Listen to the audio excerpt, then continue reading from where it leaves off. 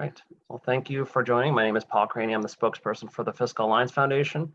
On the call today, on the Zoom call, is David Chu, who's an analyst with the Connecticut Marketers Association, obviously based in Connecticut. David was kind enough to share with me some data that I thought was very helpful for Massachusetts. But before I get into that, the Fiscal Alliance Foundation wanted to bring this forward. It puts out educational material for constituents, public policy, and decision makers to consider.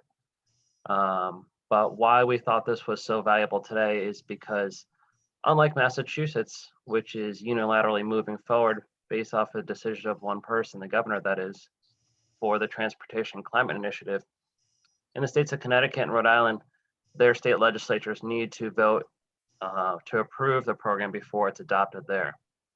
And that still has not happened, despite both states going through their budget process where there was an effort to put TCI into the budget and pass it with other provisions. So David and his group obviously were educating the public and lawmakers about TCI, which was not a debate that was happening in Massachusetts. And along the way, it came across data from TCI and data from the federal government. And that's the whole presentation that we're putting together today. But essentially,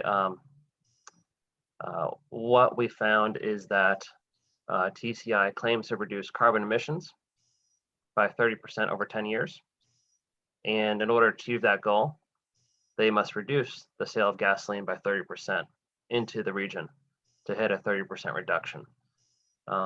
We know that the nature of gasoline and diesel is that people still have to use it as the price fluctuates. They know that too.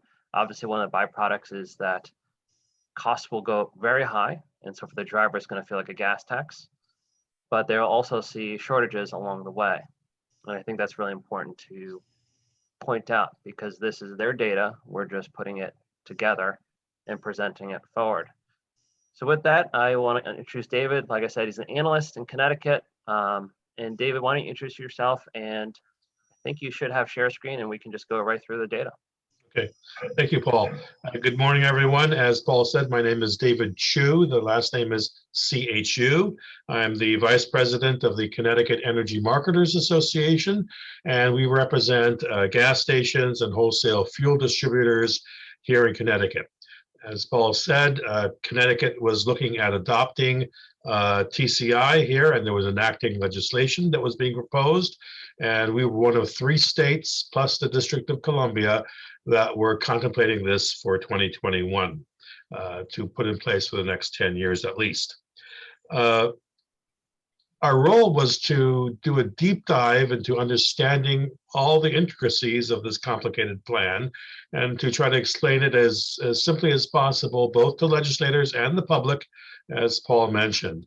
I think we were successful in doing that to the extent that at the end, the legislative leaders in Connecticut, Martin Looney, the Senate president, ended up saying that this was not the year to enact a regressive tax on the people of Connecticut. So it was put off in the this year, and hopefully they may be looking at it again next year or the year after. So we're waiting with bated breath on that. TCI can be explained, I think, or the effects of TCI can be explained simply in terms of supply and demand. I think that's the easiest way to look at it. Price is the other aspect that, as they mentioned, it can be considered a regressive tax, but really what we're looking at is not the tax side, but the supply and demand side, which will result in calculated fuel shortages enacted by government. First, as I said, let's look at supply. The objective of TCI is to reduce fuel consumption and thus emissions of carbon dioxide over the next 10 years. This is the TCI website, their official website. And if we scroll down here, we see this document that says,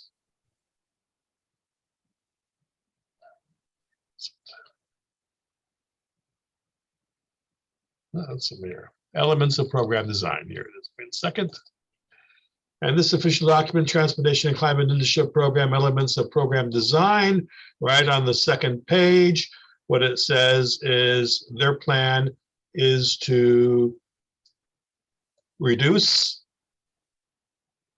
the allocations of carbon dioxide emissions that are permitted by sellers of fuel by 30% by 2032. Since the program starts in 2023, that means over a 10-year period, they want to reduce emissions by 30%. It's a cap and trade program, and this is a program that had been borrowed from the utility sector. The utilities have a similar cap and invest program they called RGGI, or the Regional Greenhouse Gas Initiative. And what that does is that it puts an initial cap on the amount of emissions that utilities can generate, and then that cap goes down every year. And as you can see, for TCI, they do something similar. Every state has their own cap expressed in metric tons of carbon dioxide. In the case of Massachusetts, it's about 24 million metric tons of carbon dioxide is the starting point. And as it says down below, this would decline by equal amounts every year until it's been reduced 30%. So that 24, David, yep. I don't think your screen is shared, the next screen that you're talking about right now. What do you see? We see the TCI website. Yeah, that's right. Oh, you don't see the okay. Let's try looking at this. Can you see this? No. Maybe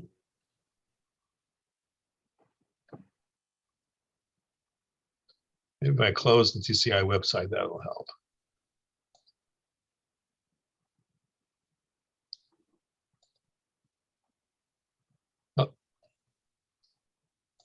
Let's screen share again. We always have these technical difficulties. Do you see this document? Oh yeah, there we go. Okay, all right. This is what I was referring to. This is the elements of program design. As I said, it's a cap and invest program, and here are the caps for the first year of the program, which is 2023. Starts off at 24 million metric tons of CO2. That's the most number of metric tons of CO2 that the distributors of fuel in Massachusetts are allowed to purchase. And then this amount will decrease by roughly 3% every year until by 2032, it has declined. This cap will have declined by 30% by 2032. So it's a 10-year program where the amount of emissions declines 30% over that 10-year period. So this 24 million metric tons becomes 17 million metric tons.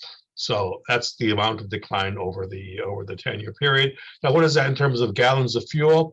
We calculate that approximately a metric ton of carbon dioxide emissions is equivalent to 122 gallons of gasoline and diesel. So 122 gallons of diesel emits about 1 metric ton of CO2 when they're combusted in a car or truck. And so this 24 million metric tons at the initial year is equivalent to about 3 million gallons of fuel. And by the time you hit the 10th year, when you can only sell 17 million metric tons of fuel of carbon dioxide emissions, you're down to about 2 billion gallons of fuel. So the first year you're at 3 billion gallons, that's the cap, initial cap. By year 10, that cap is down to 2 billion. So you're down about 900 million to 1 billion gallons of fuel. That is the amount of fuel that TCI will only permit to be purchased by distributors in Massachusetts. So that is what we mean by a supply reduction. Again, but the big difference between RGGI, the utility program, and TCI is that utilities, the power companies, have options that the fuel distributors don't have. For instance, a power plant can purchase credits for green energy. from other states. They also can generate their own clean energy by building clean energy wind and solar plants. Now, a fuel distributor doesn't have any of those options. If you're Gulf Oil or something, all you can do is sell petroleum products. And so you don't have the options of selling clean energy. So you're going to be selling fewer and fewer gallons of fuel, and that's all you can do. David, do you want to pull up your Excel file? We'll just go through the data. Can you see that? No, you might have to close this one out. All right. Let's try that.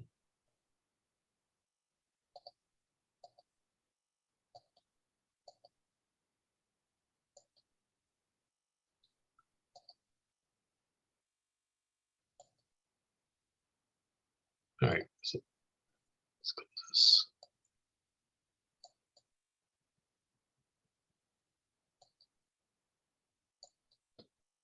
Oh. Can you see that? How does a sealed bid uniform price auction work? That's the auction program. It's not the spreadsheet. Let me just go over this very briefly. What this is this, as I said, it's based upon this utility program. And it works exactly the same way as the utility program works. Companies need to bid in an open auction every quarter in order to purchase their CO2 credits. And as you can see here, it's capped. So in this particular example, the cap is 10.5 million metric tons. And that's that dotted line right here. So you bid, and here's the price of the bid on the left-hand side. These companies, A through P, put in their bids to buy the fuel. And the winners, which are these one on the left, to the left of the dotted line, A through G and part of H, these are the winners on the left side, and they get to buy the fuel at the designated auction price. The people to the right of this who bid too low, they don't get to buy any fuel whatsoever. So in this auction process, there are winners and losers. The winners get to buy the fuel, the losers don't. So these people on the right-hand side could represent hundreds, dozens, whatever, of fuel distributors who can't buy fuel through the auction. So what do they got to do? Either they close shop, they can't sell the fuel at all, or they have to buy fuel from the people who bought the fuel on the left-hand side, the winners. And these winners could be anyone. They could be their competitors. It could be hedge funds. It could be speculators. Anyone can bid for fuel in this process. And if you have excess fuel, or if you're a speculator, all your fuel is excess, then you can sell it to the people who don't have any fuel and who lost in the auction. And you're going to mark it up, and you're going to make a profit on it. And the people buying the fuel on the secondary markets are going to be paying a premium that increases the price of fuel above and beyond whatever the auction price may be. So that is an issue with this that the utilities don't have, because utilities are all monopolies. They're not competitors, and there are plenty of credits to go around. Here, there are ever scarcer credits. They don't have the option of buying green energy as an alternative to buying credits, and the losers will be forced to buy their fuel credits from speculators and even their competitors. So that is the auction. Let's see if I can pull up the spreadsheet.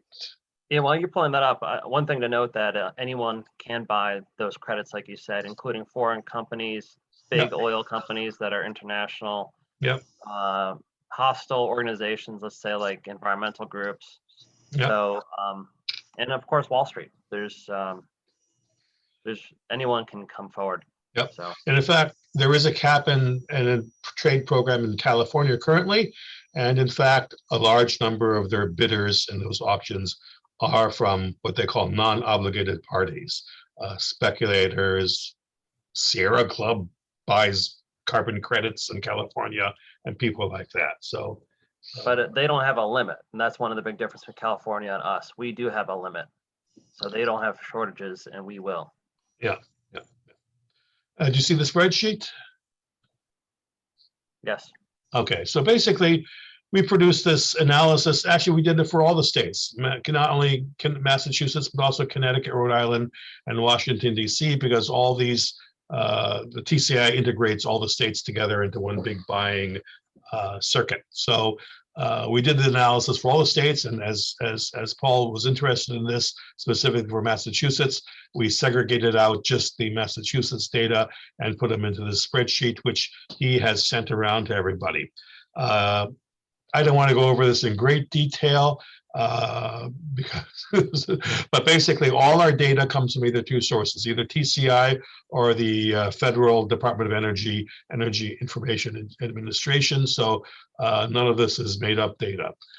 Basically what we're showing is, as you recall, there is a starting, this column here shows the supply created by TCI, and we saw on the previous screen, we start off in year 1 at that 24 million, and by year 10 we end up with 17 million, and as it shows here, it's a 30% decline over that period. Now, one thing that we do, we're giving TCI the absolute benefit of the doubt. So this is our most conservative numbers. TCI has a reserve function where they can kick in an additional 10% of supply above and beyond the base numbers.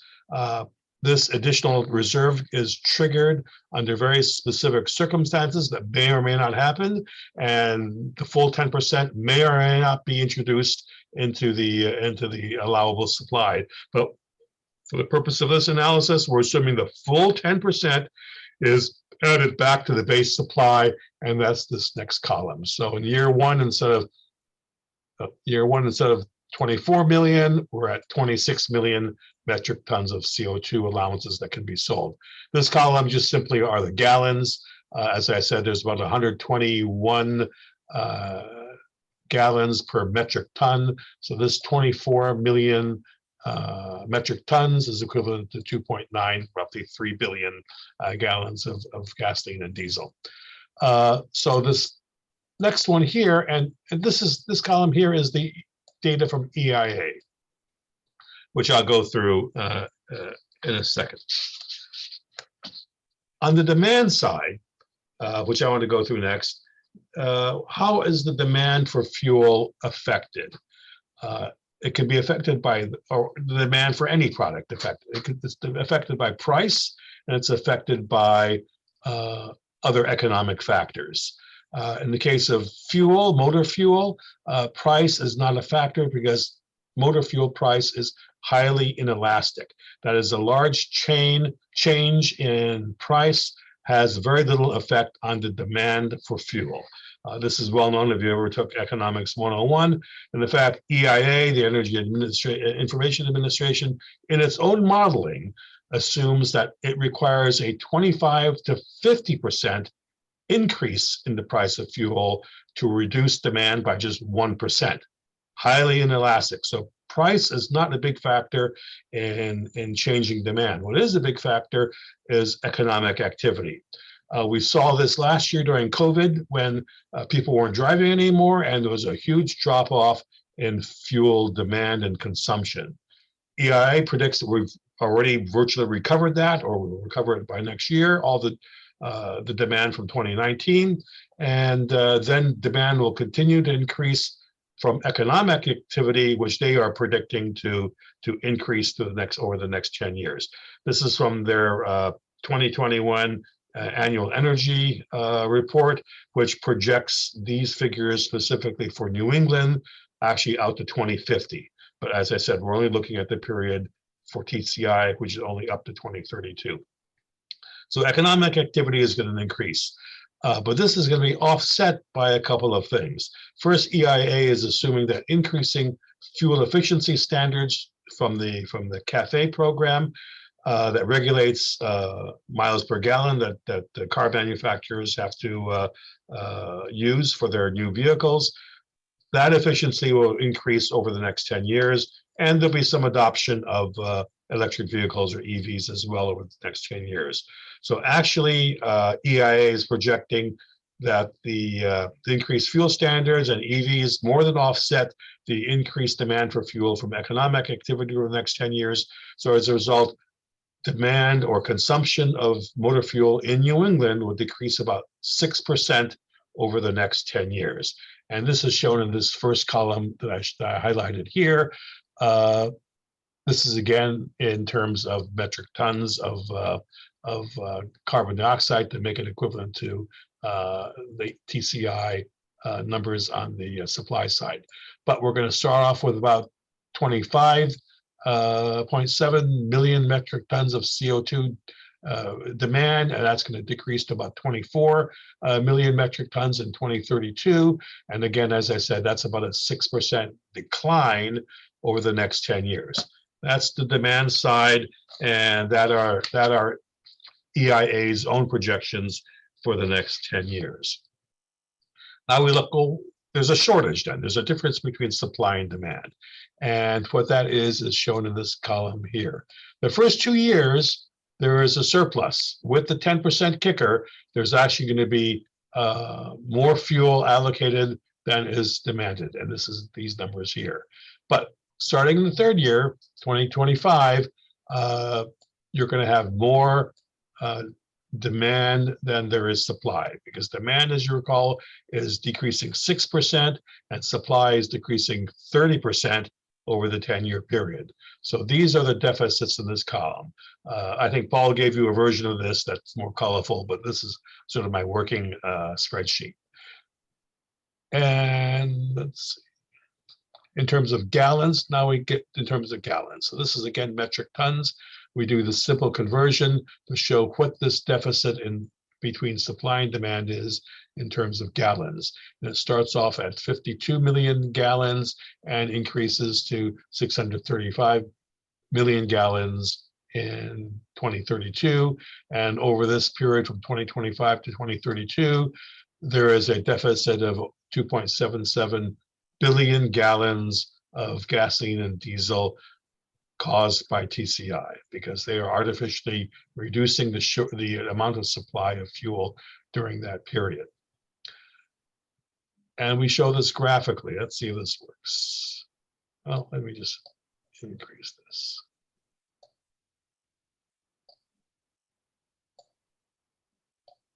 So the same information is shown on this graph from this spreadsheet. This way. The blue line is the EIA data showing the 6.3% decline in demand over the period from 2023 to 2032.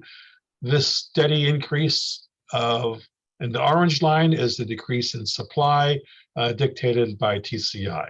It declines at a constant rate per the regulation every year until in 2032, the supply is about 30%, is exactly 30% less than it started off. So this gap between the blue line, this ever-increasing gap between the blue line and the orange line, are the shortages that we mentioned. 600 in this column, this last year, over 600 million gallons of shortage between supply and demand in the year 2032. And even starting here in a couple of years from now, in 2025, a few years from now in 25, is when it first starts to grow. David, do you want to show the conversion to vehicles? What does gallons? That's in this column here. So this actually is the only non-EIA column that I have here because I don't see it. I'm trying to figure out what is the average number of gallons of fuel used per year by motorists. And the one number I found on the internet is 656 gallons per year. So on the average, people use 600 some gallons of fuel per year. So if you're being shorted 52 million gallons, that's the equivalent of almost 80,000, just about 80,000 vehicles without fuel. If you're shorted 635 million gallons near 2032, that's 969,000 cars without fuel, or almost 1 million cars without fuel. And as Paul will explain later, their objective, the objective of the people who designed TCI is that, oh yeah, sure, people won't have fuel, but that won't matter because all these people will be driving electric vehicles. If there are going to be 1 million cars without fuel in 2032, that's because there's going to be 1 million cars that are EVs and don't need fuel. So it's a wash. That is their hope, that there'll be enough generation of EV sales throughout this period to offset the decline in fuel. So Paul will talk about that a little bit later. But the big issue is, the shortage here, the shortage of fuel here, millions and millions of gallons, hundreds of millions of gallons. So what are real life examples of shortages? Well, last year, obviously, everyone knows about the shortages caused by COVID, and there were toilet paper, cleaning supplies. People rushed to the stores, the shelves were emptied, prices spiked, and people couldn't find the product anymore. That is the kind of thing we're predicting for TCI if the slack in the amount of fuel that can be sold isn't offset by increased EV sales. Another example is the Colonial Pipeline. Just this recently in May, as you know, they were hacked by ransomware, and the entire Colonial Pipeline shut down. We were not as affected here in New England, but the Southeast was hit, and thousands of gas stations either had no fuel or had reduced fuel, and there were tremendously long lines of people trying to fuel their cars and trucks. That, again, is a foretaste of what may happen with TCI. Just another example that happened to me just this week. I went to a car dealership actually in Milford, in Massachusetts, looking at some models. And I was talking to the manager there, and he was saying that some models of used cars, not used cars, new cars, used cars were selling thousands of dollars more than their full original retail price. And the reason for that is the chip shortage. The semiconductor chip shortage has resulted in a spike in some models of used cars. So again, supply and demand. If demand is greater than supply, you're going to have these shortages, and it's going to trigger all sorts of unforeseen consequences. I think that is what I was planning to describe. All right, well, David, if you could just keep this up, and I'll just briefly talk about EV sales in Massachusetts. As you see, there's about 80,000 vehicles that have to get swapped out from gas diesel to EVs by 2025 in order to avoid any shortages. Of course, the alternative is that just people drive a whole lot less, about 30% less. So practically speaking, that means if you drive to work 5 days a week, 1 or 2 days you're riding a bus or working from home. If you go to the grocery store once a week, that means once a month you're forsaking that, you're walking there, you're riding your bike, taking a bus, or carpooling with someone. So everyone will feel the pain, if you will, if we're not prepared for EV sales. So Massachusetts actually has a pretty good data collection website for EV and hybrid sales. And they started this in 2014 because they were giving rebates and incentive subsidies for people who go from gas diesel to these vehicles. So if you just look at the data from 2014 to present, there's about 12,000 vehicles that have been purchased in Massachusetts that are EV. If you look at last year, it's just under 2,000 for the whole year. You can break it down by month, by year. It's really helpful. You can see the car dealerships that sell these. You can see a map where they're being bought around the state. So you look at that data and you say, well, how do we be ready for 80,000 cars? And just to do basic back of the napkin math, that means you have to replace gas to EV about 2,000 cars per month from now till then in order to not feel this pain in 2025. That's 2,000 per month from now to then. And remember, last year we sold less than 2,000. To be prepared for 2026, where you have about 217,000 cars without fuel, to be prepared for that, now you're talking about 4,000 cars per month.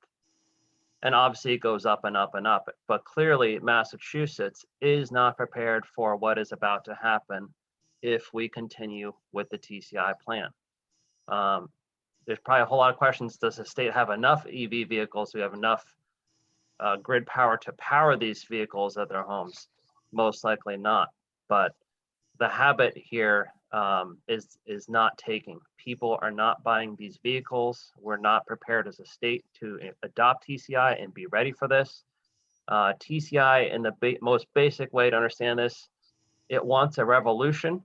I think EVs are a evolution. Now they're arbitrarily, like David said, cutting off the supply of fuel into the region. For the average motorist, that just means they're going to pull up to the gas station and they'll be sticker shocked with what looks like a huge gasoline tax, or they'll have no gas at all. That's the reality of TCI. And that's the only way TCI could ever deliver on its environmental benefit of a 30% CO2 reduction, is by cutting off the supply of CO2, which is gasoline and diesel. So with that said, we've talked a lot, and we're just happy to answer your questions. Matt, if you have any, or anyone from State House News, happy to take them. Just unmute yourself.